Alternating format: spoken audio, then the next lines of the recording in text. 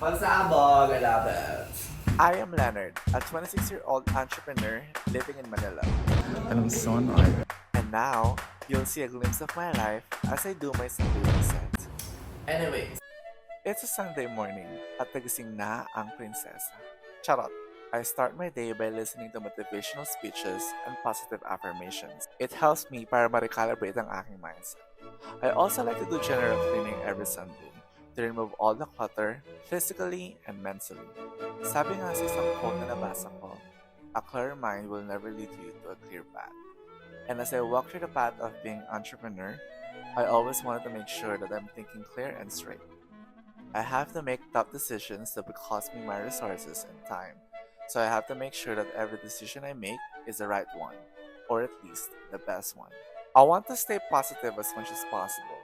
Pero minsan, may mga panahon talaga na sinusubukan ako ng tadhana. So kakatapos ko lang maglinis ng room and right now I'm on my way to my dentist appointment. And also after that I'm gonna get my hair cut and I'm gonna watch Inside Out. So let's go.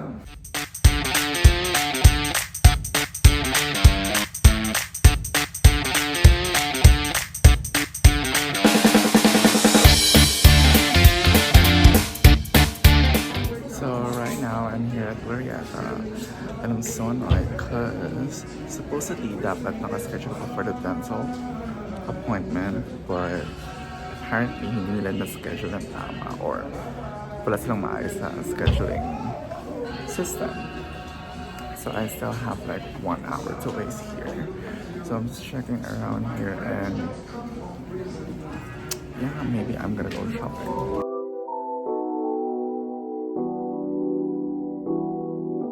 I just finished my haircut. I just had my side trim. So right now I'm thinking if I'm going to eat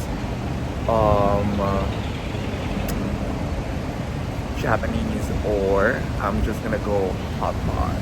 So I'm not sure, but I'm still here at Glorieta area, so I'll try to go back to Glorieta 4 and I'm gonna check if what's my favorite restaurant, Samginiku.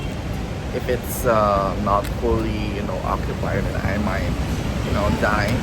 If not, then I'll just go home and go to my favorite Chinese restaurant. So, let's go.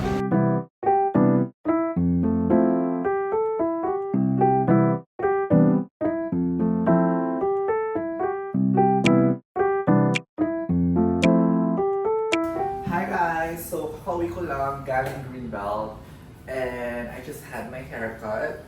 So, today is a very long day and honestly, I kinda hate it nung nagsisimula yung araw ko dahil it doesn't really go well with my plan. And I hate it kapag hindi talaga nasusunod yung mga aking itinerary.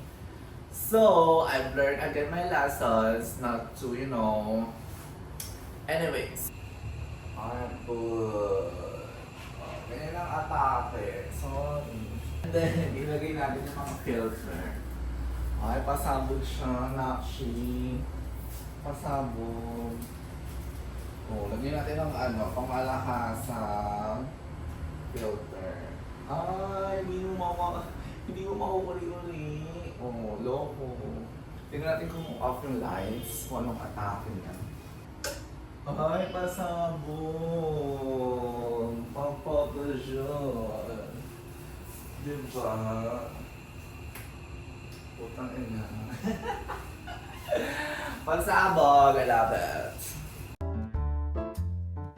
So, meron akong 30 minutes to do my grocery bago magsara ang hypermarket. And pero naisin ko kung mag-vlog. Kasi ang oras ko guys. Kala ko bukas pa ako makakapagbukas ng plastic.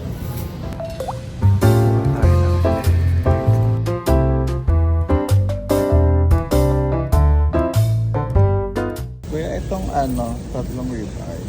And then siyang tatlong peraso. Dalawang beef sukiyaki.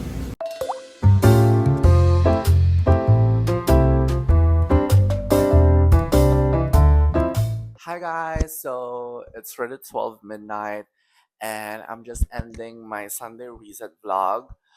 Um, just a little bit of recap lang of what happened today. So prior to this day, I actually made a plan from start to finish. And if you know me, I really don't like pag hindi nasusunod yung itinerary or plans ko, which is so annoying, and I was so annoyed earlier. But yun nga, I cannot let these emotions control me since napanood ko nga yung Inside Out 2. Charing. Anong connect? Well, the connection is all of your emotions are valid. O, di ba kung ano na pinagsasabi ko? Anyway, so yun nga, even though hindi ko nasunod yung initial plan ko for today, it turns out naman na, there's something good pa rin na happened. And antok na ako. Anyways, I'm gonna end na this vlog because I cannot think straight, okay? See you guys next time. Bye!